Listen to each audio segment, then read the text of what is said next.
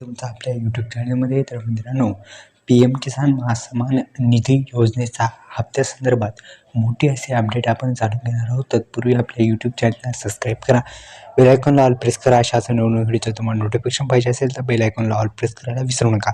तर जी तारीख आहे ती तारीख आज जाहीर होणार का? खरंच तारीख जाहीर होणार का? सविस्तर माहिती आपण जाणून घेऊ. तत्पूर्वी आपल्या यूट्यूब चॅनलला सबस्क्राईब करायचं आहे. डिस्क्रिप्शन बॉक्समध्ये दिलेल्या लिंकवर नक्की विजिट करा. बेस्ट असेल अवेलेबलच आहे. नमस्कार शेतकरी मित्रांनो, आपला देश हा भारत देश हा कृषीप्रधान देश आहे आणि पी एम किसान योजनेच्या माध्यमातून अनेक शेतकरी बांधवांना आता जे 18 हप्ते आहेत ते आलेले आहेत. येणाऱ्या 19व्या हप्त्याची तारीख आज खरंच जाहीर होणार का? आता आपण जाणून घेऊ. तर दरम्यान पी एम किसान योजनेसाठी नावनोंदणी करताना पती पत्नी व मुलाचे आधार कार्ड सोबत नेणे आवश्यक आहे.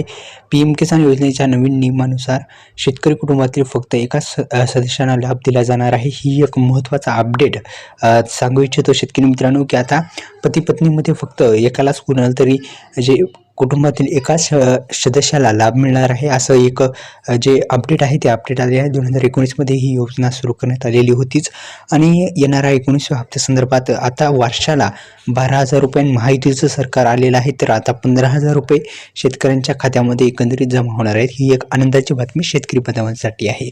तर मित्रांनो, आपल्या यूट्यूब चॅनलला सबस्क्राईब करा, बेल आयकॉनला ऑल प्रेस करायला विसरू नका.